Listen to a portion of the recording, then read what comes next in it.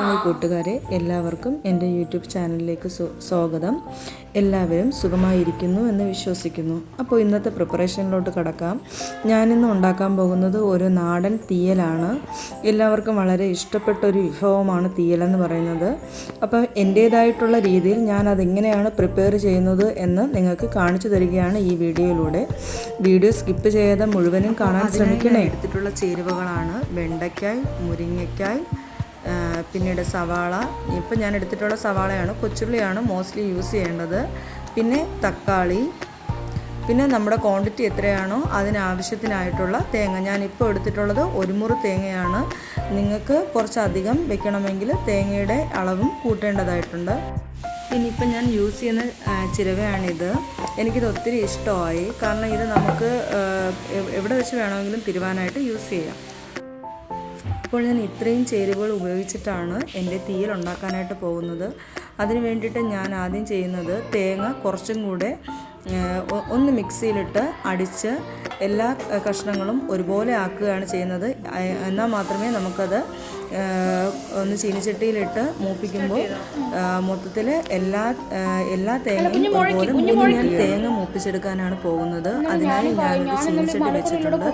അല്പം എണ്ണ ഒഴിച്ചിട്ടുണ്ട്. അതിലോട്ട് എണ്ണ നന്നായിട്ട് ചൂടായി വരുമ്പോൾ ഞാൻ ഈ പൊടിച്ച് വെച്ചിട്ടുള്ള തേങ്ങ ഞാൻ ചീനിച്ചട്ടിയിലോട്ട് തട്ടി നല്ലതുപോലെ ഒന്ന് മൂപ്പിച്ചെടുക്കാനായിട്ട് ട്രൈ ചെയ്യുകയാണ്. അപ്പോൾ ഞാൻ ഇത് മാത്രമല്ല, തേങ്ങ മാത്രം ഇട്ടിട്ടല്ല മൂപ്പിക്കുന്നത്. അതിനോടൊപ്പം തന്നെ വറ്റൽമുളകും കറിവേപ്പിലയും പുളിയും ഞാൻ ഇതിനകത്തോട്ട് ചേർത്ത് കൊടുക്കുന്നുണ്ട്.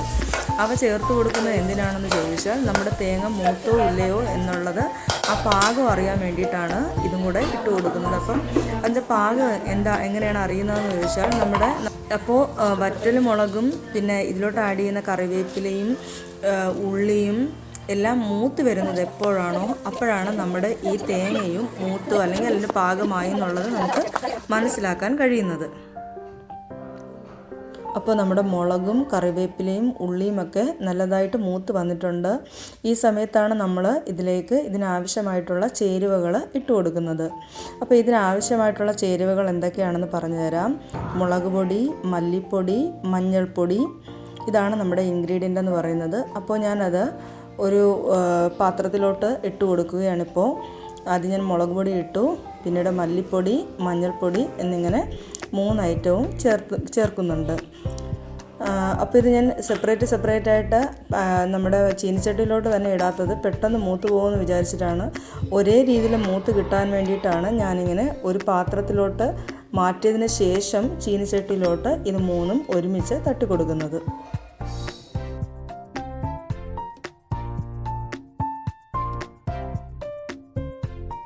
ഇങ്ങനെ ഒരു ഗോൾഡൻ ബ്രൗൺ കളർ ആകുമ്പോൾ നമുക്ക് നമ്മുടെ ഗ്യാസ് ഓഫ് ചെയ്യാം. ഇനി നമുക്ക് ഇതൊന്ന് തണുക്കാനായിട്ട് വെക്കാം.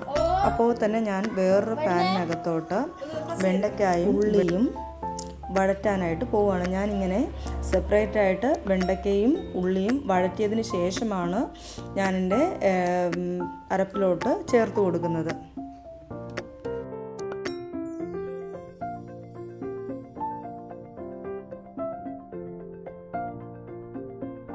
അപ്പോൾ നമ്മൾ വറുത്ത് മാറ്റി വെച്ചിട്ടുള്ള ചേരുവ തണുത്തിട്ടുണ്ട്. ഇനി ഞാനിത് മിക്സിയുടെ ജാറിലിട്ട് നല്ലതുപോലെ അരച്ചെടുക്കാൻ പോവുകയാണ്. അതിന് വേണ്ടിയിട്ട് ഞാൻ കുറച്ച് വെള്ളം കൂടെ ജാറിലോട്ട് ആഡ് ചെയ്ത് കൊടുക്കുന്നുണ്ട്.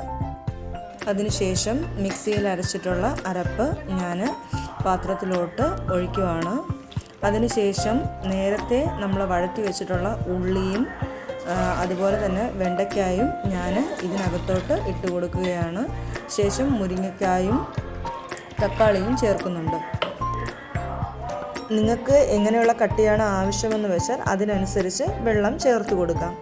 പിന്നീട് ഈ സമയത്താണ് നമ്മൾ ഇതിലോട്ട് ആവശ്യത്തിനുള്ള ഉപ്പും ആഡ് ചെയ്ത് കൊടുക്കുന്നത്.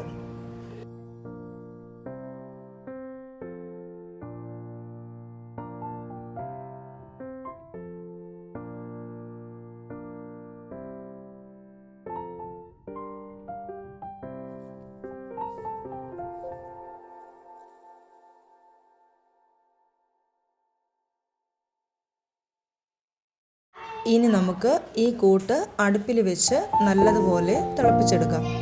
തിളപ്പിച്ചതിന് ശേഷം ലോ സിമ്മിലിട്ട് ഒരു 1/4 മണിക്കൂർ കൂടെ നമ്മൾ കുക്ക് ചെയ്യും. ഇത്രയുമായപ്പോൾ നമ്മുടെ തീയൽ റെഡി ആയിട്ടുണ്ട്. ഇനി നമുക്ക് ഇത് ചോറിൻ്റെ കൂടെ സെർവ് ചെയ്യാം.